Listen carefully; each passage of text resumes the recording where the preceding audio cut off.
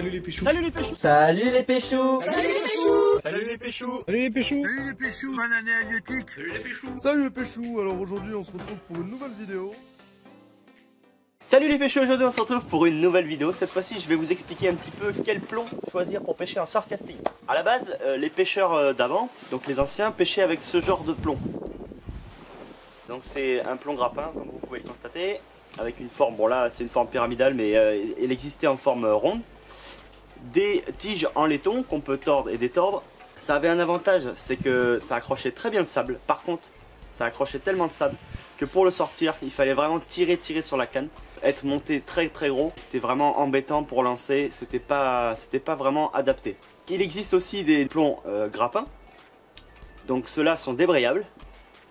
Donc grâce à ces perles qu'il y a sur les côtés, il y a des petits trous.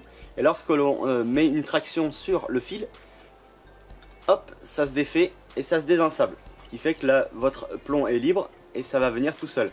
Donc ça, c'est le plomb le plus utilisé par les pêcheurs en surf casting sur les plages françaises. Donc ce plomb a plusieurs avantages. Le premier avantage, qui n'est pas négligeable, c'est que même s'il y a du courant ou de la vague, il va tenir vraiment au fond et rester à sa place sans dériver. Bon, c'est sûr que parfois, il y a tellement de courant que ça dérive. Deuxième effet, c'est que comme il est débrayable, il va être plus facile à désensabler que le plomb que je vous ai montré juste avant, les anciens plombs grappins avec les tiges en laiton. Donc c'est vraiment le plomb de base pour pêcher en surf casting. Vu que la pêche évolue, donc le matériel évolue, ils ont sorti, il y a très longtemps maintenant, des plombs qu'on appelle portugais ou pyramidal. Le gros avantage, c'est qu'on n'a pas l'effet tige qui freine le lancer et qui évite de lancer très loin. Ça permet de pêcher à des distances raisonnables et ça reste bien au fond, ça s'accroche dû à sa forme, du coup il ne roule pas sur le sable et il va s'enfoncer directement dans le sable mouvant. C'est un super plomb, c'est ce que j'utilise 90% du temps parce qu'à l'océan par exemple sur la côte atlantique il y a tellement de courants et de vagues, ça tient vraiment très bien, c'est vraiment très utile. Le plomb grappin j'utilise vraiment que par grosses conditions ou alors pour pêcher à la reculée. Donc il existe plusieurs tailles, hein. Là c'est un 80 et là c'est un 150 grammes. C'est les deux plombs que j'utilise le plus souvent. J'utilise aussi du 175 mais c'est un peu plus rare quand les conditions sont vraiment pas terribles et qu'il y a beaucoup de courant et beaucoup de vagues. Alors là c'est encore une autre forme, le plomb Sporten qui allie et le plomb portugais et le plomb ogive que je vais montrer juste après. Donc l'avantage c'est qu'il va bien accrocher le fond et il a une forme aérodynamique, ce qui va lui permettre d'aller vraiment très loin et d'atteindre des distances vraiment intéressantes pour chercher les poissons, par exemple quand ils sont derrière la vague sur le banc de sable en Atlantique ou alors quand ils sont dans des trous en Méditerranée très loin du bord. L'avantage de ce plomb c'est qu'il ne va pas rouler puisqu'il est plat et il va vraiment pénétrer l'eau et l'air et tac, une fois qu'il sera dans le sable il va venir s'accrocher et vous allez pouvoir mettre votre fil en tension. Donc ça c'est le plomb Sporten. Pareil, il existe vraiment plusieurs grammages. C'est un très bon plomb que j'utilise aussi. Donc comme je vous disais, il existe le plomb ogive, le plomb obus, peu importe son nom. C'est une forme vraiment aérodynamique qui va pénétrer l'air et vous allez pouvoir atteindre de grandes distances pour vraiment pêcher très loin. C'est un plomb que j'utilise très peu à l'océan, même si ça fonctionne très bien. Étant donné que parfois les conditions sont optimales et on peut rester sans grappin, sans portugais. Et l'avantage c'est qu'on est beaucoup plus libre et on peut faire des lancers comme le sud-africain. On n'a pas de problème. On peut aussi faire le sud-africain avec le Sporten et le portugais, il n'y a pas de souci. Donc là c'est un 135 grammes, toujours pareil, hein, cette forme profilée pour vraiment pénétrer l'air et atteindre de grandes distances. Avec bien sûr le poids à l'avant du plomb. Donc ça c'est le plomb ogive. Le plomb missile, le plomb obus, peu importe. C'est à peu près toutes les mêmes formes. Ensuite on a le plomb boule, ça fait 150 grammes.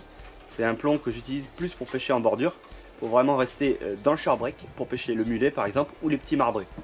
J'utilise pas très souvent, mais c'est un très bon plomb. Et l'avantage du plomb boule, c'est qu'il va vraiment s'enfoncer facilement dans le sable, surtout quand on pêche sur des sables assez mouvants. Les sables durs, le problème c'est qu'il va se mettre à rouler avec le courant. Donc c'est vraiment un plomb à utiliser quand le sable est mou, assez meuble sous l'eau. Il existe aussi différents plombs. Donc là, le plomb montre, c'est un des anciens plombs qu'utilisaient les pêcheurs en surf casting. Donc le plomb montre, hein, comme ce mot l'indique, ça ressemble à une montre. Le gros avantage c'est que il va se poser, il va pas trop glisser, il va être assez stable. Le seul hic c'est qu'avec sa forme on va pas pouvoir lancer très très loin. Ensuite on a un plomb un peu spécial, c'est un plomb ailette. Alors c'est un plomb forme ogive mais à rajouter avec des ailettes, ce qui va permettre de relever le plomb lorsqu'on va tirer sur le fil. Ça va faire opposition à l'eau et du coup ça va remonter beaucoup plus facilement. C'est un plomb idéal pour pêcher en lieu encombré, le plomb ailette. Alors ça c'est un plomb carpiste, hein, classique. Voilà, ça marche très très bien en Méditerranée, pas de problème, ça tient bien le sable. Il y a moins de courant qu'en Atlantique, même si parfois il y a des zones avec du fort courant et des vagues selon les conditions. Très très bon plomb aussi. Ça c'est un ancien plomb, donc le plomb étoile. J'ai commencé à pêcher avec ce genre de plomb et le plomb grappin. Bon, j'aime pas trop ce genre de plomb, ça n'a aucun aérodynamisme et ça tient pas forcément bien le fond. Ça c'était le plomb étoile. Allez, les deux derniers plombs. Donc ça c'est des plombs pareil très anciens avec des petits ergots pour vraiment pénétrer le sable et rester bien bloqués. Ils ont une forme d'ogive. Voilà, c'est juste une ogive avec des ergots sur les côtés, histoire de rester un peu plus dans le sable et pour pas qu'il roule au fond de l'eau. Donc là c'est deux grammages différents, donc un 100 grammes et un 160 grammes. Donc voilà, on est tous pareils, hein, on utilise énormément de plomb. C'est pas très écologique, mais pour l'instant on n'a pas trouvé d'autres alternatives pour pouvoir pêcher. J'espère qu'un jour les marques de pêche se pencheront plus dessus pour éventuellement faire des plombs un peu plus écologiques. J'espère que la vidéo vous aura plu. Sur ce, n'hésitez pas à liker et à partager la vidéo. A bientôt, bye bye et bonne pêche.